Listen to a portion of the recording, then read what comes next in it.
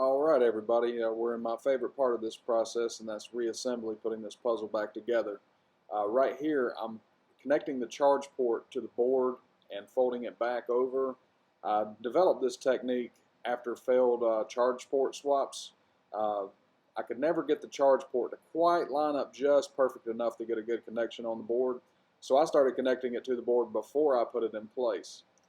What I'm doing here, and it's a little bit out of frame, I'm removing the grills from the bottom of the phone to transfer to the new housing. The new housing that I picked up does not come with those grills, and you do want to make sure that you keep as much dust and moisture out of your new phone as you possibly can. So we're popping those in place. But back to the charge port, I could never get the charge port to line up just enough if I was just lining it up before I put the board in. So I would connect it to the board and then use it as one piece and transfer it all at one time. It worked for me, and I've done this technique several times now, and I usually don't have to try to do it a second or third time. And those failed charge port replacements definitely taught me that lesson. A lot of this is trial and error if you don't have a teacher. You can only go so far with YouTube videos. Hands-on experience is the best teacher. And so I just started doing it that way. It works for me. But we're going to pop that other grill down here at the bottom to get it secure in place so that we can reattach the charge port and slide the board down into place so that we can start screwing everything back together.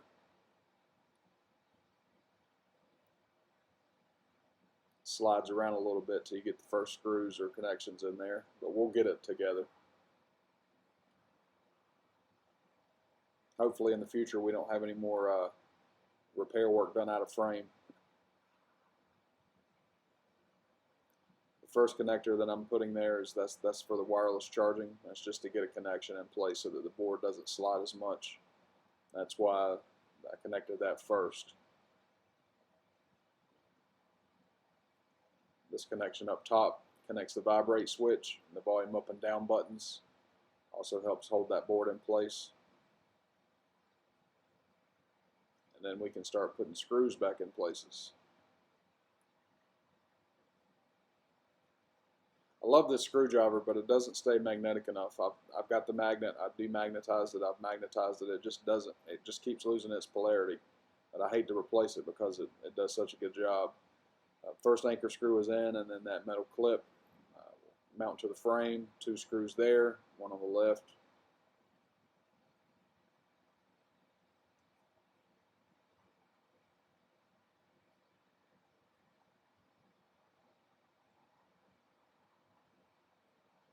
And the second screw.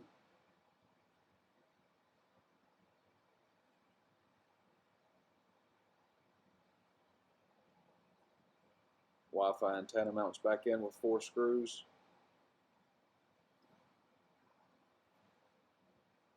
Now the board is firmly secure in place, and you just basically inserting the components into their slots and screwing them back down.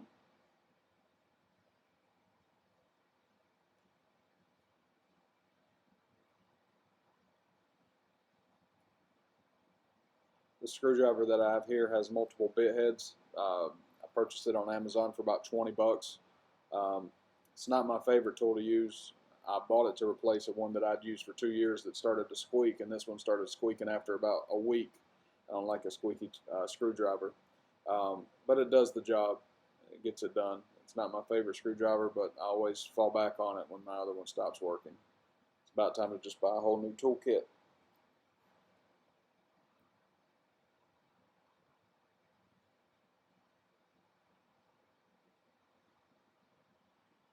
There's another anchor screw, goes to the very top above the SIM card tray. Just holds the board in place.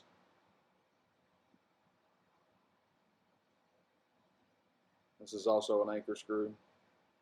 I sped up this process here. It's a little more tedious. I'm just putting anchor screws in. These screws serve the purpose of holding the board in place so your board's not shaking around when you have your phone out. And you want to put that camera flash assembly back up, mount it to the top of the phone. Your vibrate motor goes in. It's a little bit out of frame. That's one of the reasons why I sped this up. I won't keep apologizing for doing stuff out of frame. This is one of my first videos that I shot, and like I said, we've learned that lesson.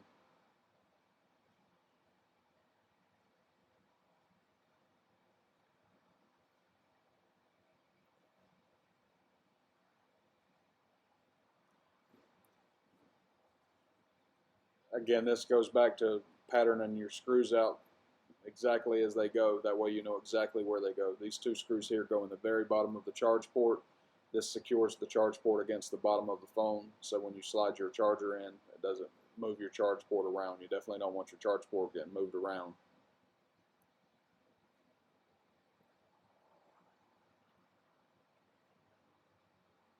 Securing the mic in place, the mic attaches to the grill at the bottom of the phone.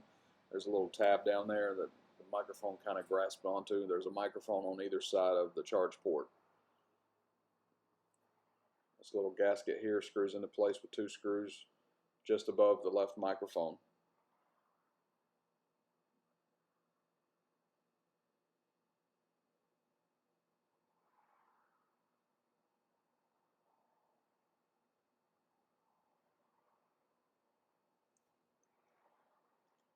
Loudspeaker goes in next. Now on the loudspeaker there's a little antenna that clips in at the bottom of the charge port, and then there's a connector that connects to the motherboard. You have to make sure this connector attaches at the charge port and connects to the board.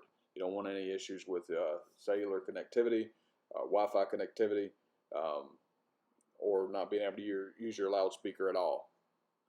So, loudspeaker has 3 screws and then that connection to the board.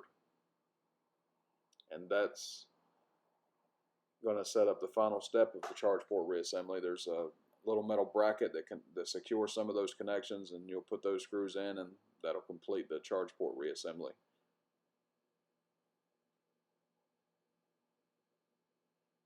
A friend of mine is a tech, and he claims that he can remove the charge port without removing the board by sliding it underneath. I'm not going to risk that. It puts too much pressure on the board trying to detach the charge port and slide it out from underneath there with all that adhesive. That's what he claims he can do. I've never seen it done, so I'm not going to try it. I'm not going to damage a phone taking that risk. So spend the extra few minutes removing that board.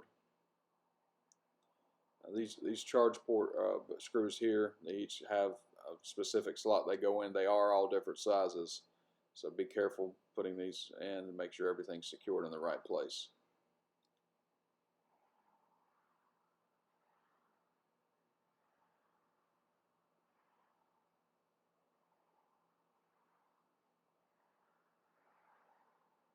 And the final screw for the charge port assembly is done. Now we can move up to the top of the phone.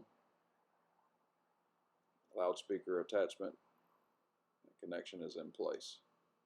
Now we're going to put the rear camera back in. Again, you got to be very careful with this rear camera. The last price I got for a rear camera replacement on an 8 Plus is $70. So you definitely don't want to have to replace that. It's kind of odd. The iPhone 7 Plus camera is more expensive than the 8 Plus camera, but they're both cheaper than the iPhone 10 camera. That's a little strange. I never was able to get a straight explanation from my parts distributor on that one. Probably just something to do with supply and demand.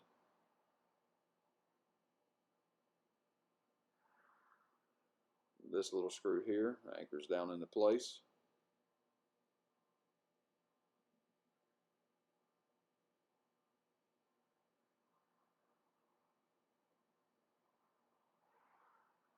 These anchor screws are tedious sometimes.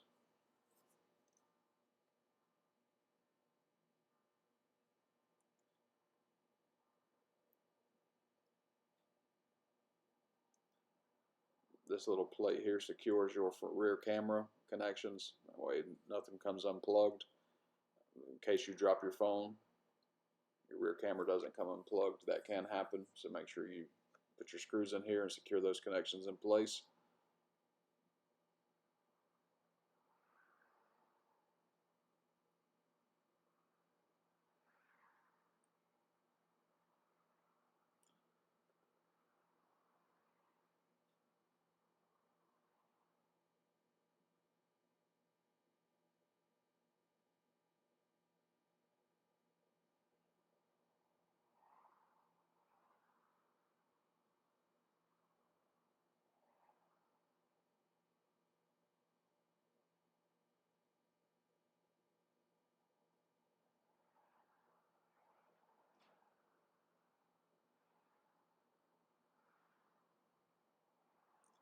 We have one last connector to secure, and that's the switch for the vibrate motor and the volume up and down.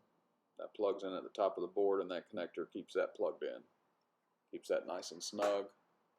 Again, in case you drop your phone, stuff doesn't come unplugged.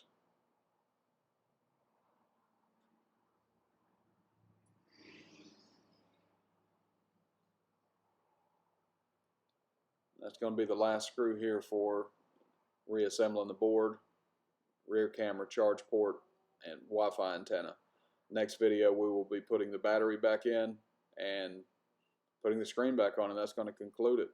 I appreciate you guys watching us through this process. Like, share, and subscribe. Thank you guys.